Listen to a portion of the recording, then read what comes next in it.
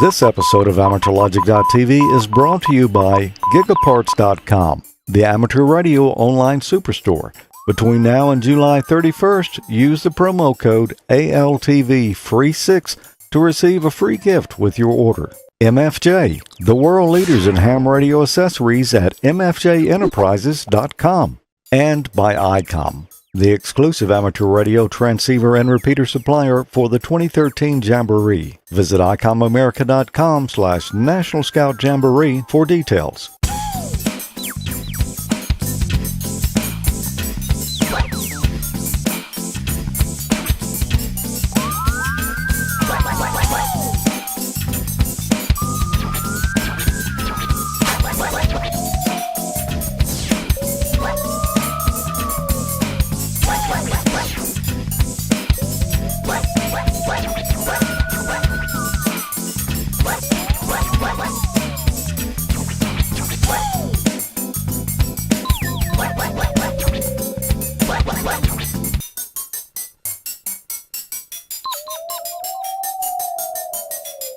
Hi, welcome to AmateurLogic.TV, episode 55. I'm George. I'm Tommy.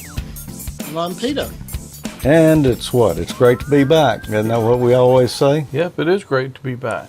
It is. Boy, we've had a lot going on since the last time we spoke with you. We've had a big time, didn't we, Tommy? Yeah, we've covered a few miles. We did. We went to the Hamvention in Dayton, saw a lot of friends there, saw a lot of fans, hung out with just different folks. Got a little further through the flea market this year. Yeah, a little bit. We still didn't see all of it, though. We may have come close to half. Maybe. That's because they had torn down about half of it before we got out there. Now, Tommy, did you bring back any PL259s? Well, you know, that's my trademark thing, but I'm going to be honest with you, I actually did not buy any PL259s. Now, the prices were on PL259s kind of like the gold market. You know, they were just up this year. Yeah, they were up, and I'll be honest with you, I've still got quite a few of them. Yeah. So, but anyway, I skipped them this time, but I'll probably get some at the next Ham Fest. I think this is the first one in a long time. I haven't bought any. Yeah. What's going on down there, Peter? Well, my Raspberry Pi camera arrived, and I'm just showing this on screen for the viewers. This is what it looks like. Relatively inexpensive. Have tested it already. Works okay, but it needs a reasonable amount of light. We'll do something with that. Make a project out of that for a future episode. Cool. Yeah. What else? Speaking of cool, it is kind of cool down there, isn't it? It is. It's about 10 degrees Celsius on a cool winter's day here in Melbourne. But it's beautiful weather outside. No clouds in the sky. Can't complain at all. Well, it's been in the upper 80s here? Yeah, it's been right at 90. It's supposed to be like 95 Fahrenheit. Yeah, really hot. Well, we've got a big show today. We've got all this footage we brought back from Dayton. Plus, Tommy, I think we need to clean off the desk here. Yep, I guess we're going to have to finally let these bad boys go. I think so. It's the time's up. So somebody's going to be winning this a little bit later in the show. We don't know who just yet, but we're going to do the drawing here shortly, and somebody's going to be real happy. Yeah, I'm pretty excited to see who it is. Yeah, me too. Well, speaking of Dayton, let's get on in and take a look at some of the opening footage. We're here bright and early, 9 o'clock on Friday morning. They're just about to open the gates here, and all the hams are going to rush in, so we wanted to get a little shot of that. We just arrived, so we really hadn't had a chance to look at much yet, but we do kind of have the Ham Nation Amateur Logic booth set up and ready to go. We've met a few friends already that we plan to talk to a little later in the show. And it's going to be a great year, 2013, here at Dayton Hamvention. And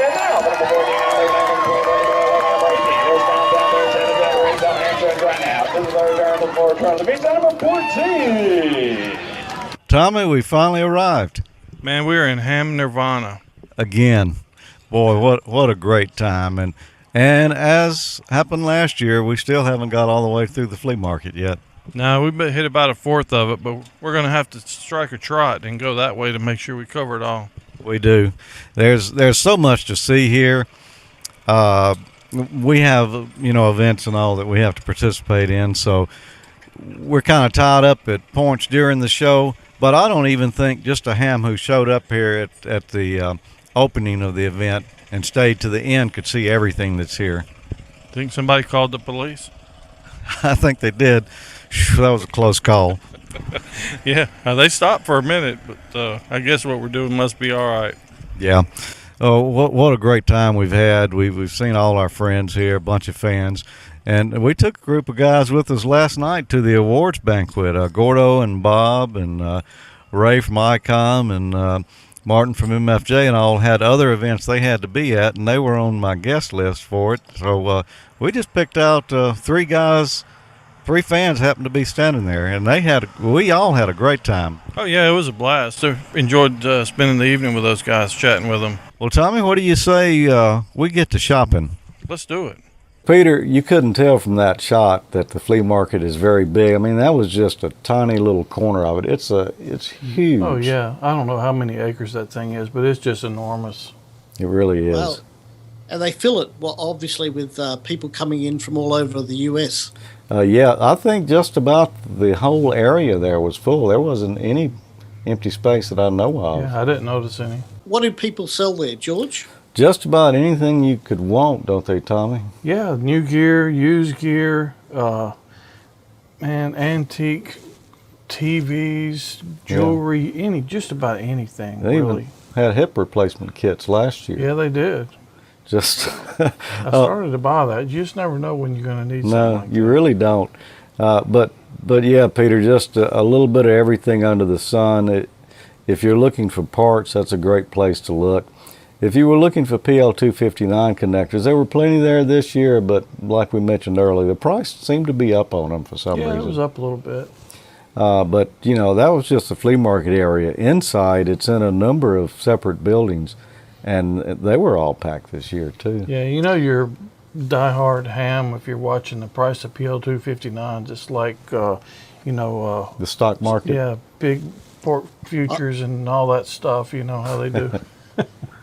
I couldn't help noticing all the people kind of cramming at the gate wanting to get in. It looked to me like one of those department store sales where, everything is half price for one day and everybody crams at the front door early in the morning wanting to get in. Yeah. Yeah, there were no one was trampled or crushed. Yeah, because you really don't want to be close to that gate when they open it up.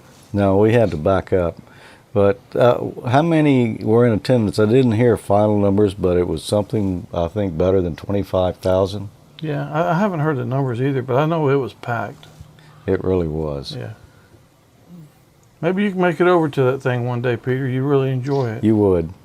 One day we'll see. Well, we got a lot of good stuff. What did you get, George? Well, I got a few things here, Tommy. I really didn't make any major purchases this year. I looked for some stuff that I found, but I didn't see the deal I was wanting, so I'll show you that in a future episode on the bigger items. But from Dayton, what I got this year, you always can use more of these. Tell me about it. These Those look familiar. Yeah, 110 volt AC connectors, male and female, like would go on an extension cord. These were like $1 a piece, maybe? $1 each. And, that's a heck of a deal. And you've also always got to pick up your crimp terminals when you need them. You can order these things, and you can see the gauge and all that they say in the catalog, but if you can actually physically look at them, you can see what you're getting. And these are big enough, to fit the leads for HF radio. Mm-hmm. And, I always try to pick up a few more of those. And another thing I always have to get is some connectors. You can't have too many audio connectors, and I got a handful of mini plugs in there and some RCA plugs, and I got a couple of PL259 barrels. I was kind of running low on those, so I picked up a few of them. And we run across some PC board drill bits, so I got a few more of those because they don't last very long, man. I break those things like teeth. Man, that's like a lifetime worth of them for me. Yeah, well, no, it wouldn't be. Once you started drilling, man, you can go through a couple pretty quick there. They're pretty fragile. I bought some Anderson power pole connectors. You know, these are good for putting on your rigs so you can swap them in and out easy. I had a few here that Jim had given me, and I've just kind of got to using them lately, and I said, you know, I'll probably need to get some of those. Another thing that was a great deal, this is some rubber splicing tape. This is the kind I use, you know, outdoors on PL259s or anywhere that I want to make a watertight connection. What did we pay for this? Wasn't it? It wasn't much, $2 or $3. $2 or $3 for this big roll here. Really, you need some of this stuff if you're going outside. I like it better than coaxial because it doesn't get so gooey, and you can actually cut through it and reuse that connector later. But yeah, that's good stuff right there. great stuff there. And one other thing I got, and I think you got one of these too. A guy came by the first day and he said, I saw somebody out there giving away these type N connectors, so I got y'all some. So he got me one, got you one. I don't know why anybody would give these away, but thanks. It was mighty nice of him, though. Yeah. Nice of him to think about it and bring us a couple. It was. I appreciate that. What have you got over there, Tommy? You got a big bag of stuff. I hope I don't hurt my back bringing all this up here. I got a lot of stuff. I got one of my best things I got is my Bob book. Yeah. You got one of those, didn't you? I did. A Heil Ham Radio Handbook. I got one too. This is an awesome book, signed. And you know, Bob is, I talked with him last night. He's going to be sending us some of those to use as prizes. Oh, awesome. That's great. Yeah. Really good book. Yeah. I got so much stuff in here I can't even get to it. One of my best things I got, it's not just one of them actually, it's a lot of stuff, is got a solar panel kit, flexible, from the Solar Film guy. They make these for the Army, and during Hamvention, boy, I bet that's loud on the microphone. It really is loud on the microphone. Good thing my earbud fell out. But it's huge. This is big. Yeah, tell me about it. This is incredible, man. I'm so psyched about this. I didn't know it was this big. That is a man-sized solar panel right there. I tell you, man, if you can't charge it with this, you need to go buy a new set of D-cells or something. Yeah, this is incredible. So anyway, you'll be seeing this on a segment here in the very, very near future. Got a charge controller for it and some various and assorted connectors to hook it up. Wow. Yeah, you do need a charge controller with one of these. He also gave a few of these smaller ones, these metal ones here. Yeah, those are cool. What was the purpose on that? He told us. I forget what he told us they used them for. I think maybe they built this for, I don't remember if it was Army or who it was for, but. Yeah, well, the one with the camo was built for the Army, but during Hamvention, he brings those out there. If they had a defect, like in the canvas, maybe the hole got punched in the wrong place or something like that, they bring them out there and sell them. Hamvention. It's power film. Some of the other things I got the software for charging for programming my IC-92 handy talkie. Finally broke down and got that. I used to program it the hard way, and I finally got that down, so now I decided to take the easy way. You got the cable too, huh? Yeah, okay. Got the cable too with the special connector on it. Okay.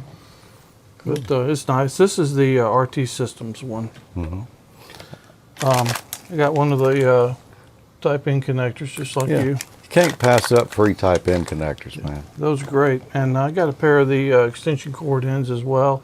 I actually got an extension cord sitting at home waiting for me to put those on, so I probably should have got more. You should have. You can't get too many. Then I got a few of the connectors from power supplies, roll of the tape, just like yours. It looks like I followed you around, doesn't it? It does. When you I got think some, I saw you there. You probably did. I tried to be incognito, but, but every time you found the good deals, I bought some of them too. So, but I did get a bunch of heat shrink too. And that was a pretty good deal on that heat shrink, wasn't it? Yeah, it's like $1 a pack or something like that. It wasn't much. It was pretty cheap, but needed some of that.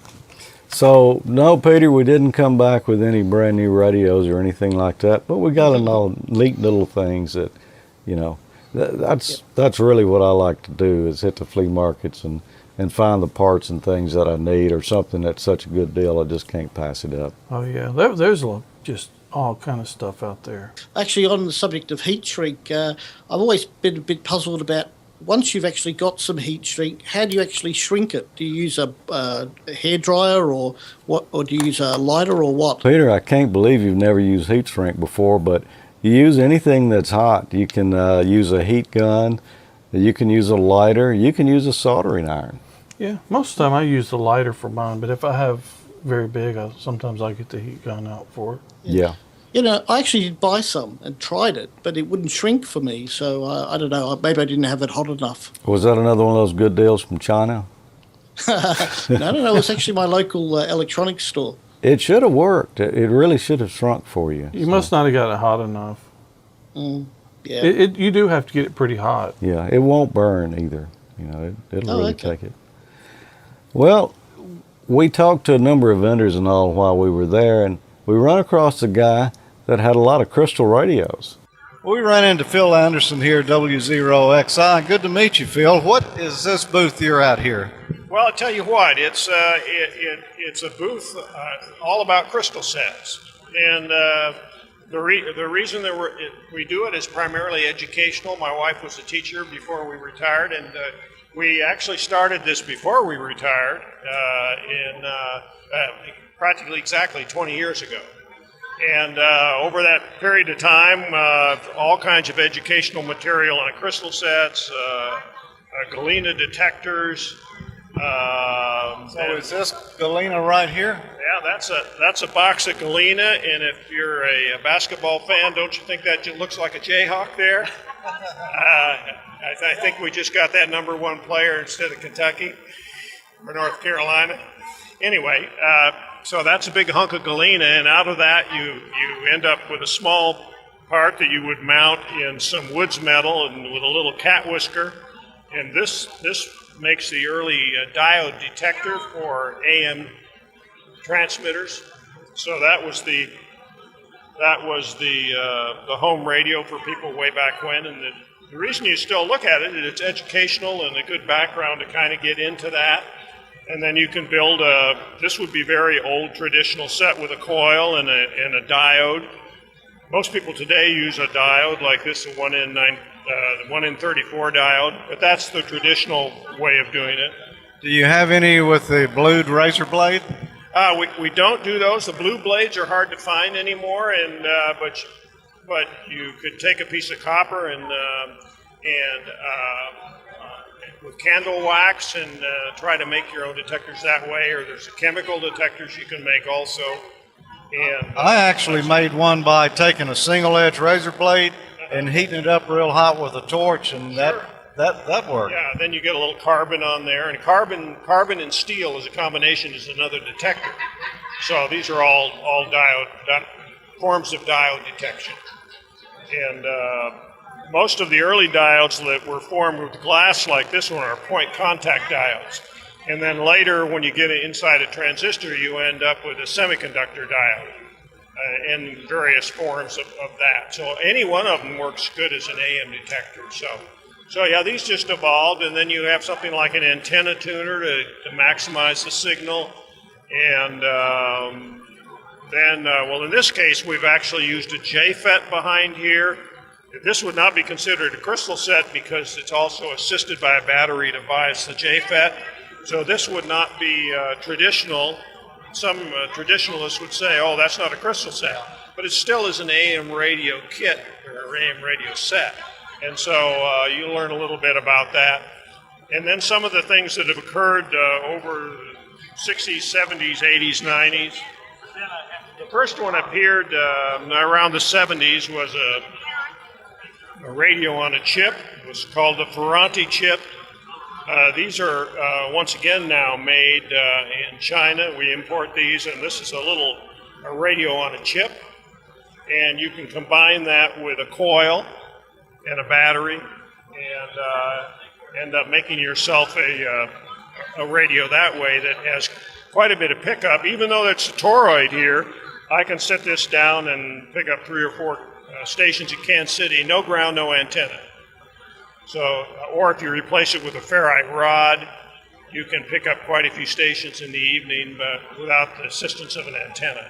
But it's a radio on a chip, which is down in the bottom here. And then we added an audio amplifier to that, so you could sit in the room and listen to it. So, but all of these are early radio, AM radio based. That's the essence of it. And so your website is midnightscience.com? Yeah, it is. And my son-in-law had come up with that name because he had done the early website for us, and he was doing it at midnight. Oh, okay. Yeah, there you go. Yeah. Well, that's good. Appreciate you talking with us. Yeah, nice to talk to you, George. Crystal radio sets are interesting thing and a great project, if you're just getting in or if you're an old-timer. Well, in any case, kids are building them and always get that big smile on their face the first time they hear it. Yeah, thank you. All right, thank you. Those are so much fun, man. They really are. I've built a few of them before, and I never really got one to work until I was older in life. I could never get one to work when I was a kid. I built one when I was about 12, maybe, but actually I used a kit. Radio Shack kit, but it was so much fun. Well, I had 2 or 3 kits when I was a kid, but never got any of them to work. I guess I just, it's probably 30 miles to the closest radio station. Maybe that was just stretching it, but. Yeah. Actually, there's an art to building crystal sets. It isn't, to build a good crystal set is not as easy as it looks. You got to get a good design. The classic L and C with a diode and perhaps a capacitor is perhaps not the optimal design for a crystal set. Yeah. I built one on Hamvention here, I don't know, a little over a year ago. And, it came with a diode, and I replaced that out with the blued razor blade like I mentioned on here, and it still worked. And, it was a lot of fun and not very hard to do. Well, Tommy, it costs a lot to go to Dayton and shoot all this video. What do you say we pay for it? Let's do that.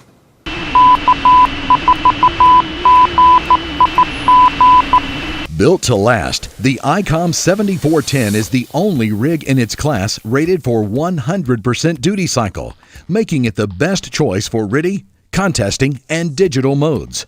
Get more performance for your money with its best-in-class dual conversion receiver, greatly reducing internal phase noise insertion points.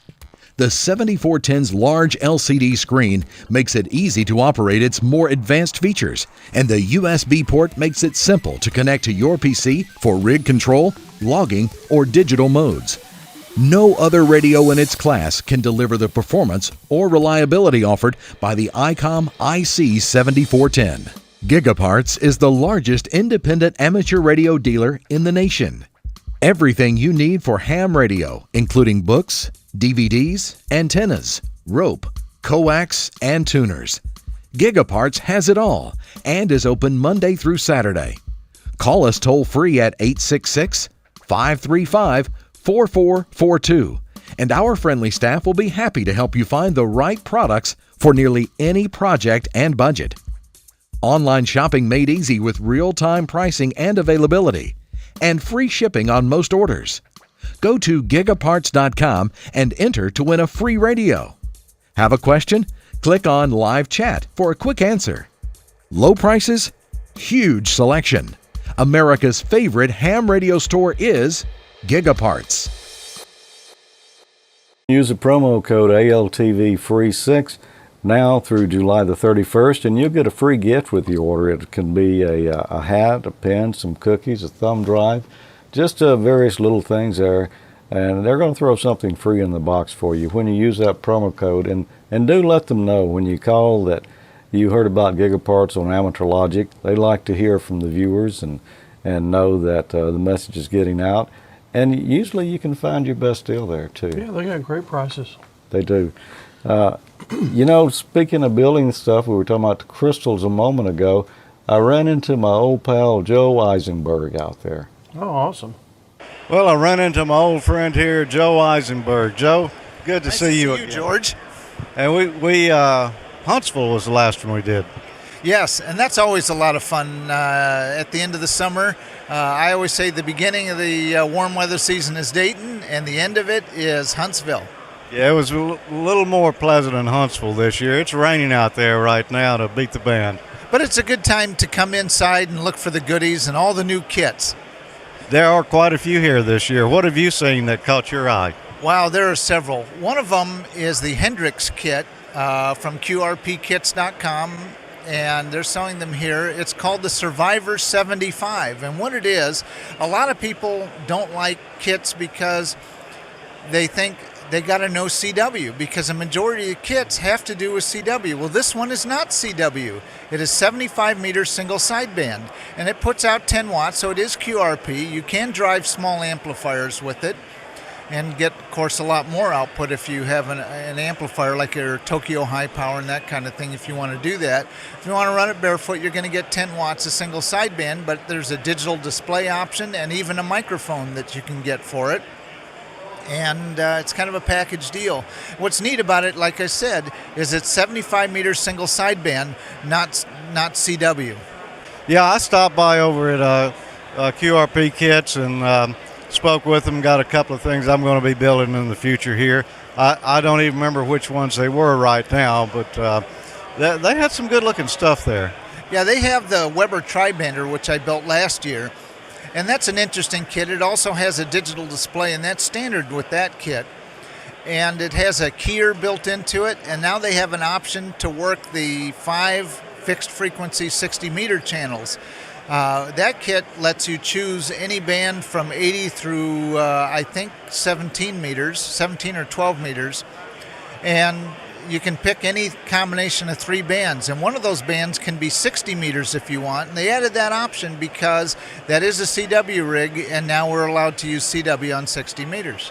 Yeah, that was an interesting looking kit, and yeah, I guess there's really not any 60 meter kits out there except for this maybe, huh? Yeah, that is the very first kit that covers the 60 meter band, and it uses a DDS, direct digital synthesizer, and the synthesizer chip is actually a very compact surface mount part.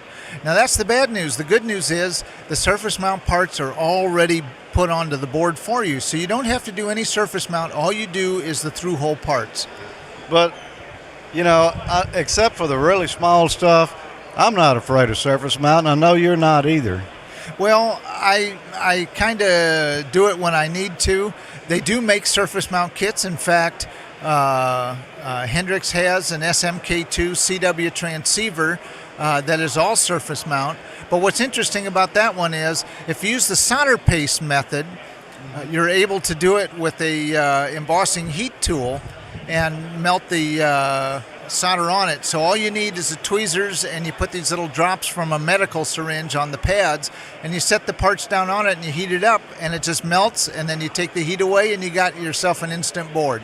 That's my favorite way to do surface mount stuff. Now, you can do it with an iron, but why? I mean, once you've done it with a hot air embossing gun or a rework gun or whatever, it really is a lot of fun.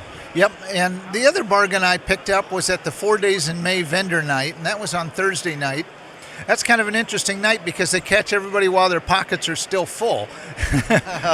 And somebody was selling a vacuum desoldering tool. It's a soldering iron that has one of those vacuum bulbs on it and a hollow tip.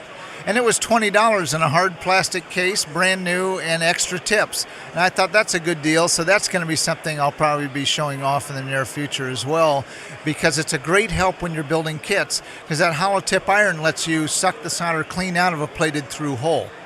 Well, you know, I've got one that it's like a solder sucker. It's an iron with a hollow tip, and you cock it and you hit the button, but it really doesn't.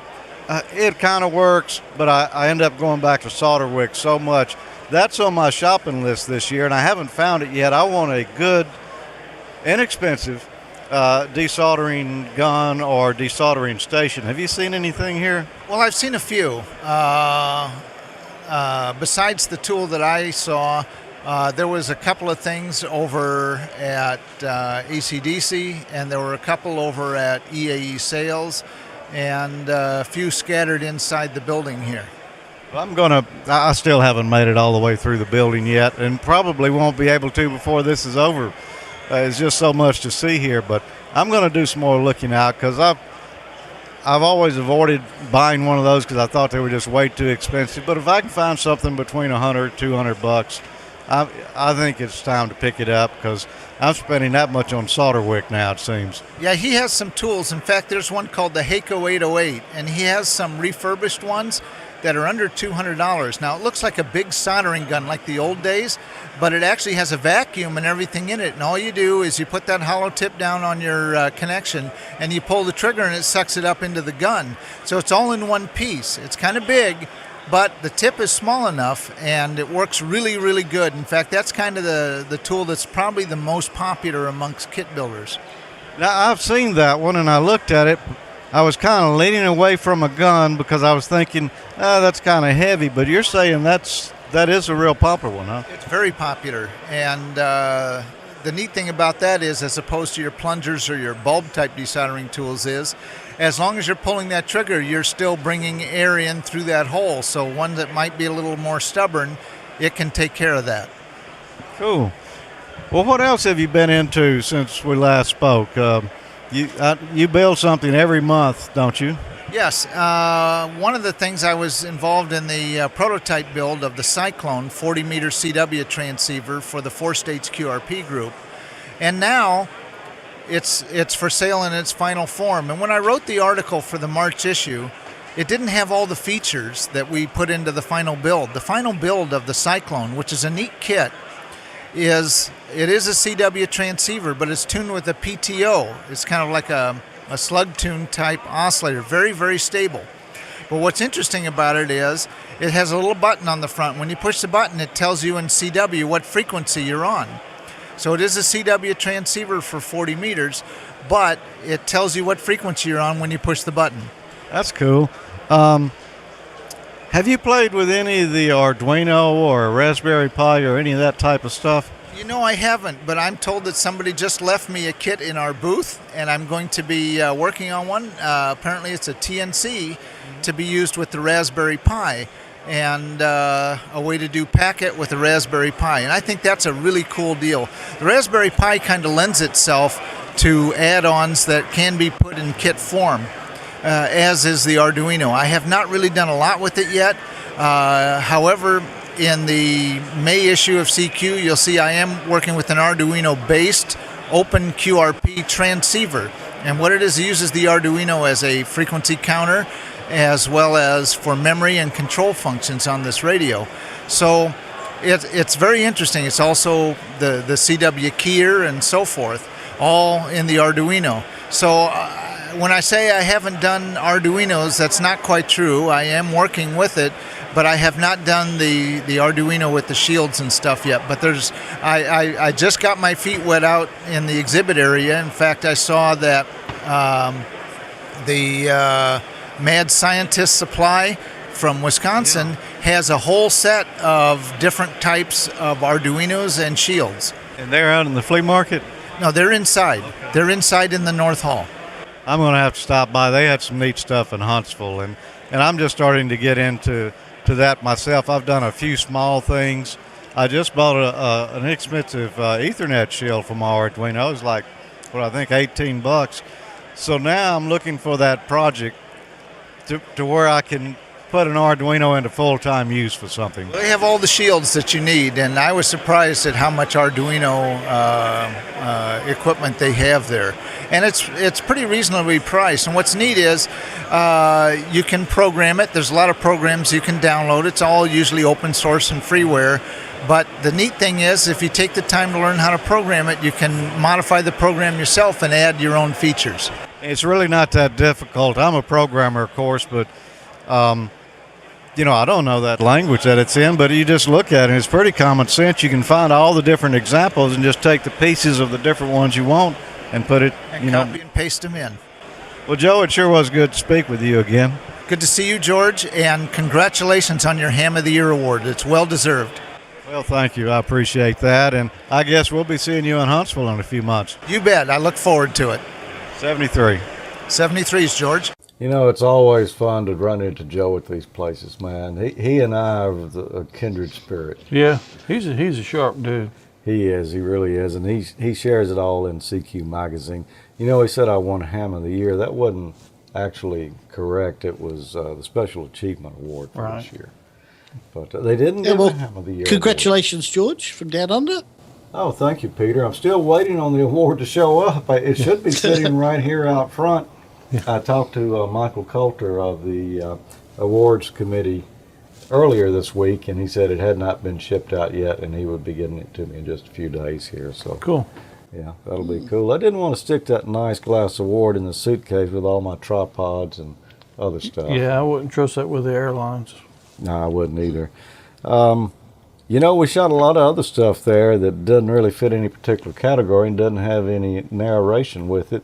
What do you say we take a look at that and let's talk about it? Oh, cool. Okay, these are the guys that gave me the solar panel we just showed. And by the way, that was 60-watt panel. Boy, they have a nice selection of them there. I did not get by their booth. There's one you got, Tommy. Yeah, that's some great stuff. This was from WW Battery Yeah, Associates. this is the Tapper kits right here. I think that's Tucson Amateur. I can't remember what it stands for, but it's Tucson. Yeah. There was all kind of cable, wire, connectors, man, just pretty much everything you could think of out there. Yeah. I didn't pick up any cable this year. Oh, and there's Gary Pierce. That went by pretty quick. It did. There's the Yaesu booth. And Stop by for the obligatory handy-talkie checkouts. well, I didn't know they had that many. Yeah, the two on the end there are the digital ones they've got, but there's no repeaters to support. RT systems. Capacitors, I think. Lots of little parts. There's all kinds of guys there with displays like this, man. You really take some time to look through. Ground strap, I should have bought some of that. You should have bought me some, too. Man, they had some Mondo capacitors, like the size of a Coke can over there. Wow. Copper strap. That's a pretty good size bead. That's a big toroid there. Good selection of them too. Just all kinds of adapters. I bet there's some PL259s there, Tommy, and you missed them. I didn't miss them. I intended on buying some more beads, but I didn't. And this was at the Icom dealer dinner out at the Voice of America. Yeah, that was a lot of fun, man. It was, and while we were there, we got a private tour of the Voice of America, and we're going to have a special program in the future featuring that. Of course, desserts. Dessert time. Gordo says, yum, yum. Yum, yum. Yeah, there's the arena, Peter. A lot of the vendors are down there.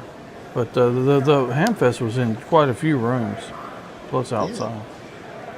Look, so is it just in the arena, or is there like a second arena? Or No, there are a bunch of rooms. This attached go off of here, and there's a hallway where a bunch of stuff is, and then quite a few large rooms also, and then plus the stuff outside. But the size is just incredible. I believe this used to be used for sporting events, if I'm not mistaken.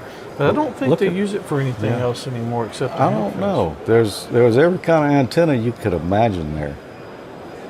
I think that's some of the Cushcraft ones. There's Buddy Pole, DX Engineering, Ham Radio Outlet. All the major dealers were there as well as vendors. That's the one you want, isn't it? Yeah, I'd like to have one of those. It's 80 meters, pretty much all band vertical. HF. And there's that Cushcraft we featured a few weeks back, I think, R9. Just a lot of empty seats up there because everybody was down on the floor at this point. There's one guy taking a break. I reckon everybody would have been cooking in RF if all those antennas are transmitting. Yeah, if they had something that connected to them, that you could. You warm your lunch up there. Yeah, you sure could. And there's some nets up there, Tommy. I think they're still using that for some kind of sporting event. American flag. And I'm not sure we'll use all of this stuff here. That raises a good question. Did you see a lot of people coming in from overseas for this event? Oh, yes. It's as a matter of fact, we talked with some guys from Qatar and the UK and Germany and just all over. I have a friend, Peter Cossins, who I believe went over there a year or two ago. And so we do get Australians going over from time to time. We met Peter. Yeah, and there's the CQ magazine booth there. And they were giving out some sample copies, I believe. And you can see Kenwood is right behind them there. There's Free DV. There was a lot of interest there, a lot of people talking. Didn't really see anything on it but this one booth. There's the ham radio outlet. The Nuts and Bolts magazine, you know, I just subscribed to that, Tommy. I got that free issue there and I liked it so much. Yeah, that's a good magazine. And there's MFJ bringing some of their parts. They've got a lot of linear and tuner parts there. There's Comet. And they've got some interesting new antennas as well. They showed me one that was just a little, I guess you'd call it a fiberglass fin there. And I believe maybe that was VHF and UHF, but look at that little thing, man. That's interesting. Yeah, pretty compact size. I need to put one of those in my truck so you have something else to give me a rough time about. Yeah, I bet that works as good as the glass mount one. They're dual banders, but they're not on the market yet. These are the prototypes, but they're coming soon. They'll be VHF, UHF, you know, obviously no gain. Right. Magnetically attached Wow. to the vehicle. So what is that? Is that an antenna, Yeah, or it looks like an iron? No, that's like it does look like an iron. It's an antenna, and they had their selection of watt meters there and antenna analyzers and such. There's a new analyzer there. It's kind of interesting looking. Yeah. Lenco was there, of course, showing their latest. And there's the Kenwood booth with the new 990 in it and all their products. What a great time, man. We just you just can't see it in that length of time. Yeah, it really needs to be extended one more day. One more day. We'll be rooting for that. We want everyone to write. No, don't do that. It would be good though, because it's just not enough time. Even barring, you know, if we weren't shooting video or doing anything else, it's still not really quite enough time to see all of it. If you just, Yeah. it's just too much. Yeah, to be honest, you know, we went out there with plans on shooting video and such, and then since I won an award this year, we had several things we had to attend because of that. And so most of our time was spent doing that kind of stuff, but still, you know, there's no way you could have seen it all if you just, you know, were there for the whole thing and didn't have any agenda. Yeah. You know, MFJ sent us some antennas here to play with, Tom. I don't know if you've seen this one yet. No, I haven't. That's the one I'm thinking you cool. need for your truck, man. Yeah, that's awesome. And they also sent one of these right here. It's like here, it's like the Outbacker. Yeah. Let's take a look. If you could get a 10-band mobile whip that covered 75, 80, 40, 30, 20, 17, 15, 12, 10, 6, and 2 meters, how much would it cost? Would you believe just $69.95? The MFJ 1699 is similar in design to another popular HF mobile antenna that costs over 4 times as much. Tuning the antenna is as easy as moving the wonder lead to the desired band tap on the coil and adjusting the top whip for the lowest VSWR. The MFJ 1699 handles 200 watts PEP and is available with either a PL259 or a 3/4 24 stud to fit most mounts. If you're looking for an economical multi-band mobile antenna, the MFJ 1699 is hard to beat. How would you like to increase the range of your handy-talkie with a higher gain antenna that you can roll up and put in your pocket when it's not in use? MFJ's Flexit antennas are the answer. MFJ 1717 Flexit antennas are VHF-UHF dual-band rubber duck style antennas that successfully bend and remain in most any shape needed. You can bend them out of your way when they're on your belt or in awkward positions. In fact, they're so flexible and bendable, you can tie them in a knot or roll them up and stick them in your shirt pocket. The antennas are precision factory tuned for lowest SWR. On 2 meters, it's a quarter wave antenna. On 440, it's a half wave, giving 2.15 dBi of gain. High-Q low-loss construction gives these rugged antennas maximum power. It's available with BNC PL259 SMA male or SMA female connectors to fit most handy-talkies, including the new Chinese units. And it's covered by MFJ's 1-year, no matter what, limited warranty. Check out the MFJEnterprises.com website today for these and other unique antenna products. Man, those are some nice looking antennas. They are. I mean, you know, relatively inexpensive on that HF antenna, but that's a lot of bands, you know, for $69. Yeah, no kidding. Yeah, that'd be great for my my truck. I need HF back on my truck. You do, you know, for that kind of money. You know, you could put it on there and just use it whenever you wanted to use it, and you got all your bands right there. It's not like a screwdriver you had, but still. Yeah, it's not, and it's actually kind of compact. So I've got a tree problem there where I park. So if I put a real big one on there, it hits the trees. Yeah. Well, you know, we ran into Bob Heil out there, of course. We spent some time with Bob, as we do every year, and always enjoy it. And we did a little interview. Tommy, look who I found. It's me, Bob Heil. We're just having too much fun, aren't we, Tommy? Oh man, we're having a blast. It's really great. Dayton is. I haven't heard any numbers this year, but it's pretty large this year. I think it could be over what it was last year, but it doesn't make any difference how many people were here. It's the quality of things that happen. There's so much you can't see it all, and of course we get stuck behind these booths, as you know, and you can't see all of what you wanted. But I know that there's a lot of people here talking about some of the new stuff, so it's really fun to be part of it. Yeah, I was talking with Michael yesterday, and he said he thought the attendance was up from last year, which last year was a really good year. So, that's over 25,000 then. And I know they had more vendors this year. I know that. Mm-hmm. Yeah, he had told me that a few weeks ago. So that was a very, very nice thing to hear, that there's more vendors, because there's some new companies doing new things, and here we are. Yeah, great. What did you see that was exciting? Oh man, the whole thing's exciting. The best part of it, I think, to me, is meeting all the people that watch us and tell them how much they appreciate what we're doing and stuff, and hearing about the people that have come to ham radio from watching the shows and things like that. Exactly. That kind of drives us to keep going. That's right.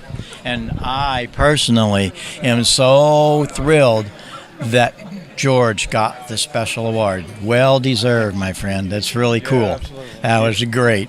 You know, I guess the biggest honor last night at the awards banquet is when the president told me that I have got him into soldering. There you go. Yeah, well, and a whole bunch of people. Yeah. Isn't that great? It makes you feel good, doesn't it? Well, it does, and my evil plan is working. We're getting people to build stuff, to get their ham tickets, and that's great. That's super. One of them came by yesterday, said he wanted to buy a soldering iron, and he couldn't find one here. That's what he told me. I said, you go out there, there's got to be somebody that's selling soldering irons. And go down and talk to Roger. I think Roger's got some at R&L. So there you go. Look at all these people you're turning on to soldering. Isn't it cool? Yeah. And you know, it's always been fairly easy to do. All you got to do is burn your fingers a few times and you learn. That's right. It's not impossible for you to solder. Tommy's been looking for PL259s. That's his big thing, and I think the prices have gone up, haven't they? Yeah, they have. They're about $1 more per connector from what we paid last year. Yeah, and you have to be careful. There's some real junk out there, PL259s that melt when you. Yeah. I want the old good Teflon kind, and WDB0W is where I've been getting some of my good ones, and they've been doing well. They've got some here, but it's tough. You got to be real careful when you buy connectors today, because the insulation inside them, if it's just plastic or whatever. You know, I used to buy a lot of audio connectors, the mini plugs, the RCAs and stuff here, but the last few years, that metal's looking pretty thin in there. It is, and the insulation's terrible. Oh, yeah. Nothing like the old switchcrafts from years ago when we were in the height of the switchcraft days. So kind of bad. Or Amphenol, Nutrix, all those guys. Yeah, that's it's hard. So you got to be careful when you do that. But you can learn all of this. But watching what you and Tommy and the guys do on AmateurLogic, it's such a service. You probably don't realize what a big service that is. And I mean service in the fact that people learn things from you. So we appreciate what you guys are doing on your broadcasts. They're terrific. Well, thank you, Bob. You know, we're just having fun, aren't we, Tommy? Oh, yeah, we just happen to be having a good time and turning pointed the camera at ourselves, so people tend to want to watch it for some reason. Yeah, but the byline of the whole thing and the cause of what happens out here is wonderful, because these people learn things. They find out how easy it is, and that's what it's all about. Yeah. We continue to have fun and raise the spirits of ham radio, and we know there are hundreds and hundreds of people getting involved with the hobby and getting their license, and it's true from watching the FCC numbers. So you're a part of that. That's really cool. It is cool, and, you know, I'm just having fun, and this is just a side effect.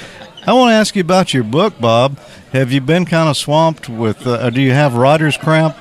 No, I don't have writer's cramp, but we've signed a lot of them, hundreds of them here. It's I wrote this back in 1976. It was the little red book, and we went through several printings, and I said, nobody's going to be wanting this anyway. Well, it started with Gordon, really. A lot of teachers came to me some years ago and said, you've got to put this red book back together.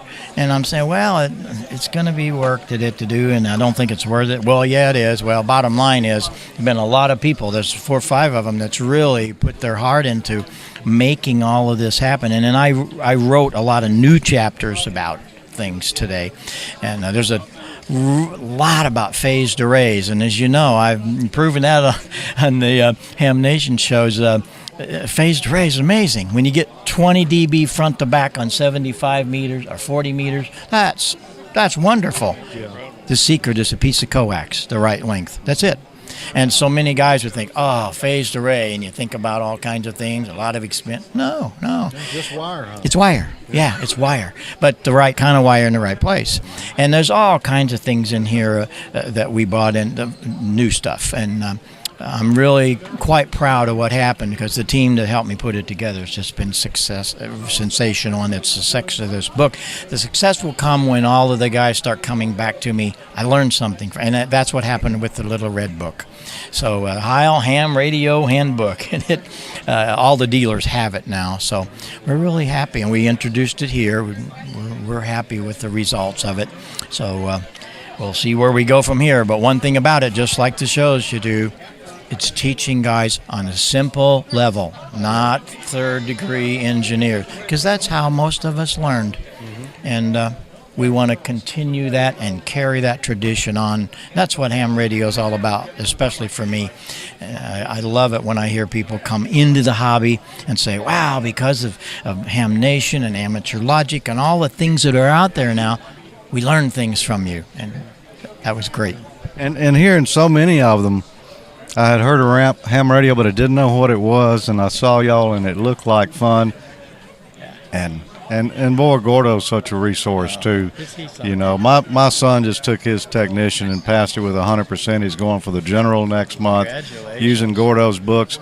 He didn't want to just go through the question pool. He wanted to understand what was going on, and he said the book was really good, that it really helped him to understand it. Well, Bob, we appreciate everything you do for ham radio. Thank you. Same to you and Tommy. All you guys will work. Everybody does. It's really super. So thanks for coming. Yeah. Oh, it's been a pleasure. It's always a pleasure. All right. We'll see you on the other side of the screen. And greetings to all of your audience. And stay tuned. There's lots more to come.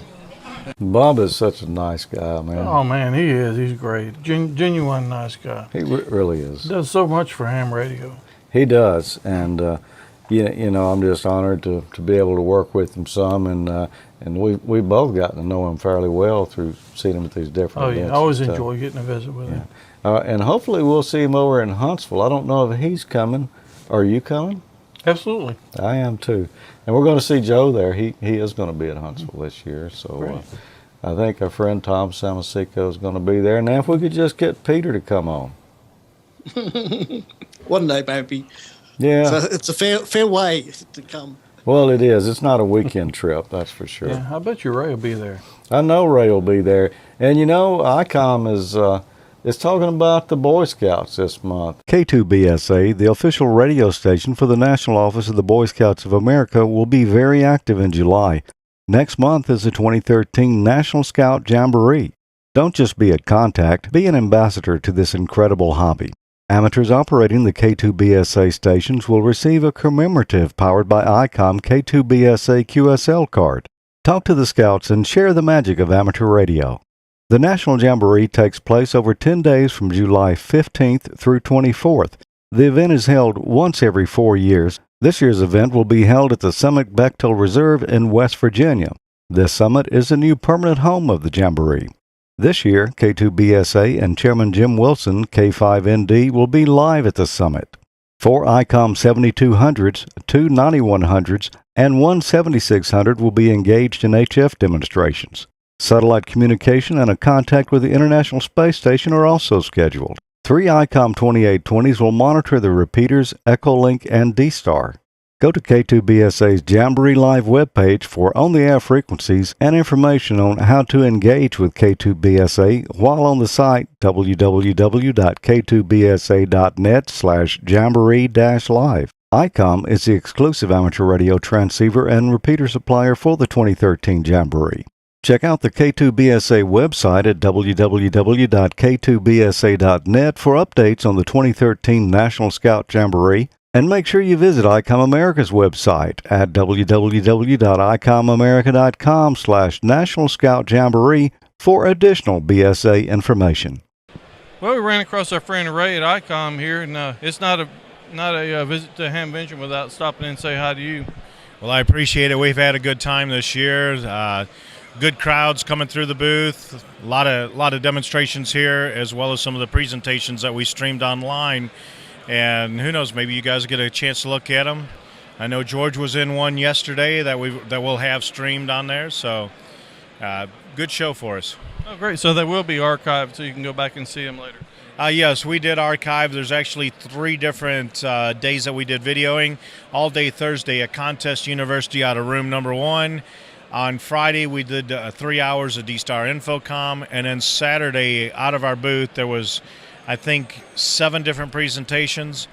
One of them, unfortunately, we've got to take down off of our stream tonight. It was John Amadeo's Last Man Standing, but he's going to edit one and get ABC to review it and give them their blessings, and then we'll have it on our archive stream again. Okay, great. Look forward to seeing that. How long will those be up there available? We'll just keep them on all the time, probably put them on YouTube as well. Oh, great. I'm looking forward to it. I'm glad you had a good show. All right, thank you. Well, it was a great visit to Dayton this year, Tommy. Yeah, it was a lot of fun, man. I'm already looking forward to next year. Yeah, and I guess we should look at my favorite part here. Next, I'd like to bring up a familiar face in amateur radio. And we have with us George. You all know George. Smoke and Solder, Ham Nation. George A. Thomas Jr. Whiskey 5, Juliet Delta X-Ray. And how many of you have seen his program? Either one of them. Is that all? The rest of you need to see this thing. He has some great programs. He's sort of the red-green of amateur radio. Great program. Anyway, he started out and actually is a broadcast engineer by trade. And I think you all know him. And without further ado, here's George. Thank you, Michael, and thank you everyone here who watches Ham Nation and watches my original program, AmateurLogic.TV. I wouldn't be here if it wasn't for my partner, Tommy, with AmateurLogic, and my good friend, Bob Heil, of course, in the West. It takes a whole group of these things together. I'm very fortunate to be working with these people. Michael, I don't know what to say, but I wish that we could give an award to Dayton for the best and best parent. Thank you. Thank you, George. Congratulations. Special achievement. Congratulations again, man. That was great. Well, thank you. You know, it was unexpected, and I'm honored to receive the award. And it'll be nice to have it sitting up here on the bench next month. You're not going to wear it around your neck? Well, yeah. Pretty big pretty blanket. heavy, yeah. Yeah. I may have to do some back and neck exercises first to work up for it. Well, we had a great time at Dayton this year. It was so much fun. We shot some other footage too. We had a couple of things that just didn't turn out.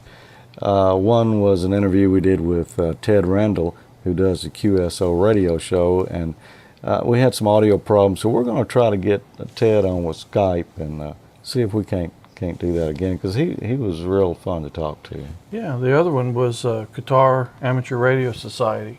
Yeah, we've tried to salvage it, but we may or may not use that in a future episode, because those guys were really nice. Yeah, it was very interesting. I'm pretty disappointed. I think we had a cabling problem or something with the mic, but we learned one important lesson, didn't we?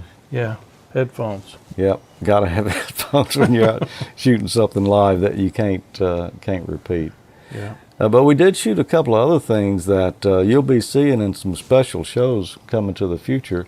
One was the Voice of America Museum. We went by the Bethany Voice of America site and got some great footage there and a private tour, and we'll be bringing that to you in the future. And we also got another one, didn't we? Yeah, we went to WL and saw the transmitter, 500,000 watts. Yeah, the one built in the 30s.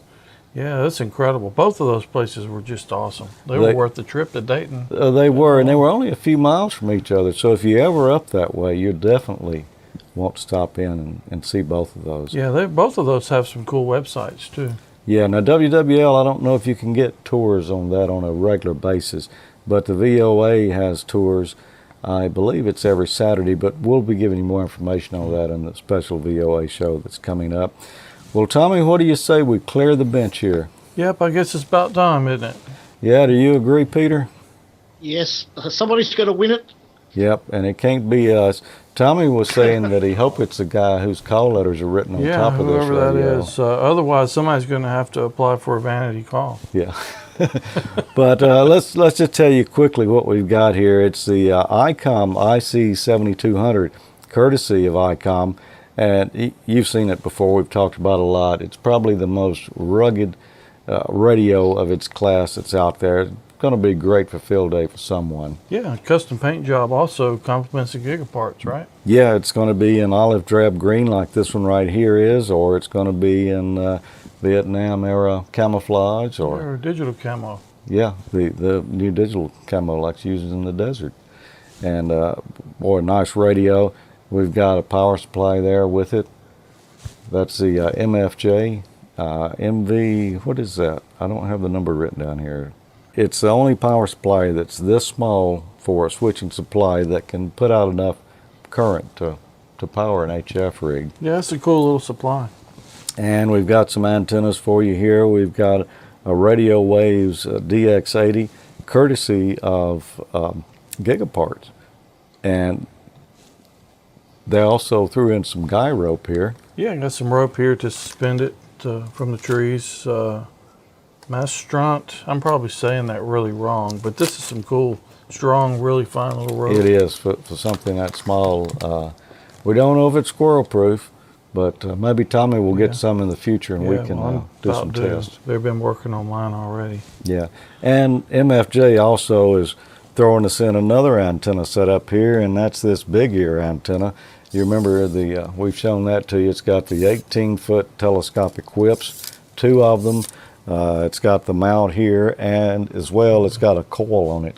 Yeah. So you can work 80 meters on up with this, and it doesn't require a ground system. So great field day setup here for someone. I believe I covered everything with the exception of a couple. MFJ is also throwing us in some coax for this, some RG8X, and Heil Sound is going to throw in a ProSet 3, Bob's new stereo headphone that's good for using with your amateur radio or listening to music too. Yeah, those sound great. They do sound great. So Tommy, let's do the drawing here. After we culled out the duplicates and the spam and stuff, we came up with, I don't remember how many, a little over 1,500 valid entries. Between 15 and 16. So let's get our final tally here. Looks like we've got 1,540 entries. We're going to random.org and we're going to get a random number between 1 and 1,540. Looks like the winner is 1,394. Let's see who that is. Jeremy Reese, N8YP, Escanaba, Michigan. Hi, Jeremy. This is George with AmateurLogic.TV. How's everything in Michigan today? It's really good, George. I got a 3-day weekend, so that's a good start. That's great, Jeremy. We're going to try to make it a little bit better for you. Well, it's not April 1st, so I'm hoping it's good news. We did the drawing for the AmateurLogic Field Day contest, and you're the lucky winner. Do you plan to do Field Day this year? I don't have a reason not to. No, that's incredible. Well, we don't want to, but we're going to box up this Icom IC-7200 and all the great accessories from GigaParts and MFJ and ship it out to you. No, that sounds incredible, George. Thank you very much. I see you're a big rail fan. What other things are you into? Well, I also do photography with the railroading, and I use my radio to chase the trains, and I also do radio-controlled airplanes. So it's all kind of radio-related, but it keeps me outside a lot. So. Well, maybe we'll catch you on the air during Field Day. Thank you very much. I'm really excited. We hope you enjoy this great Field Day package. I'm sure I definitely will. That's quite the package. 73, Jeremy. Thanks for watching AmateurLogic.TV and entering our contest. 73, George. Thank you very much again. Well, there you go. He seemed mighty excited to me. Thanks to everyone that entered, and especially thank you to all the vendors that supplied prizes for the contest. Well, he's really going to have a great time for Field Day this year. Oh, yeah, I'm kind of envious. Maybe we can catch him on the air. Yeah, it's going to be June 22nd and 23rd, so get out there and participate in Field Day this year. Tommy and I had talked about it, and we were tentatively planning on maybe going back out to the woods or something, but I'm going to be out of town that weekend. Yeah, that's a shame, but going for a family trip, right? Yeah, going out to see my son and his family, my grandkids and all, and we're also going to do a little Field Day activity, though. I'm going to visit with the Clear Lake Amateur Radio Club in Clear Lake, Texas, and they're holding it at the Johnson Space Center.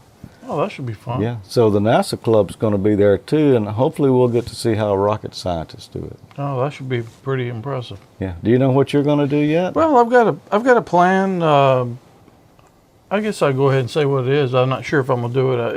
If it works out, I plan on it. Otherwise, I'm going to go visit JARC and hang out with those guys again. They're always pretty hospitable and have a good time with them. But I'm planning on taking the solar panel stuff that I just showed you earlier and my extra 857D and stuff and going out and setting up and running totally off solar power. Yeah, you ought to get up with Wayne and take his homemade outpost out there. Yeah, I may give him a call and see if he's already got plans. Or if he doesn't, maybe I can talk him into coming with me. Yeah. Well, Peter, any final thoughts from down under? Well, just congratulations again to our winner. You're going to have a lot of fun with that setup, and we'll see you next next month on the 15th as usual. Okay, thanks for being here with us, Peter. Tommy, I almost forgot. Let's give away one more prize here. Remember we did that last time? Yeah, awesome.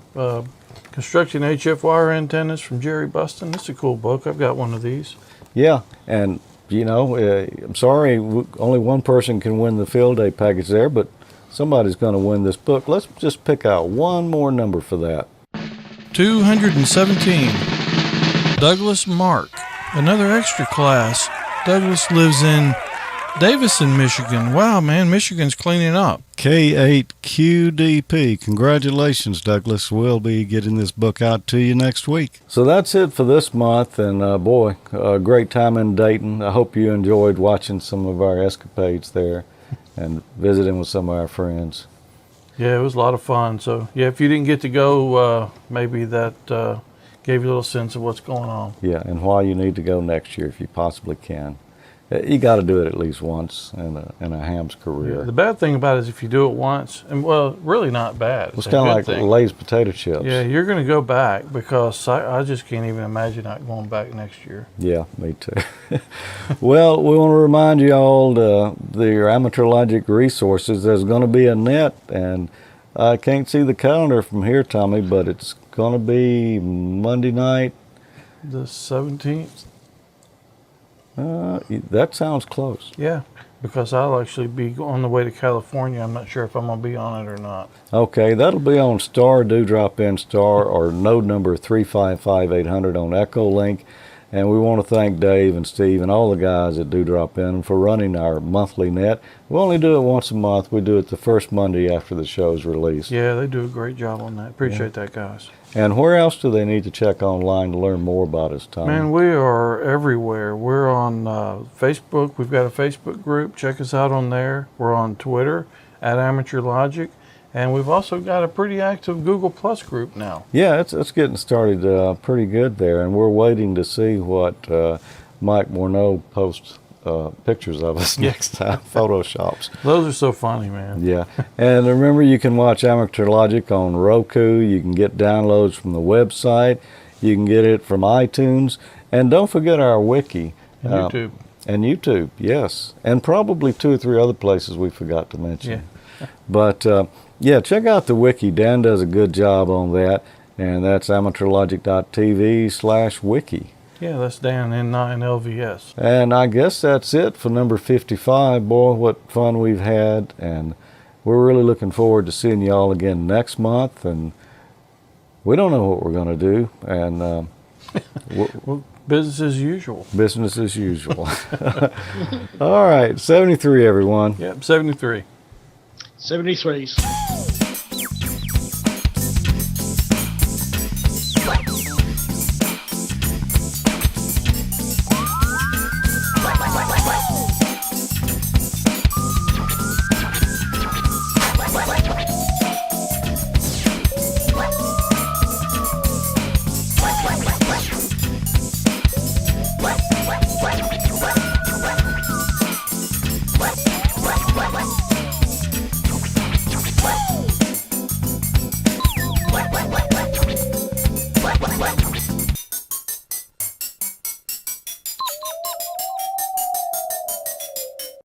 We need to start over because I didn't realize we'd started and I was... You know, we're talking about the flea market and the treasures we got. Man, we want to pull everything out? Yeah, you said it way back there, didn't you?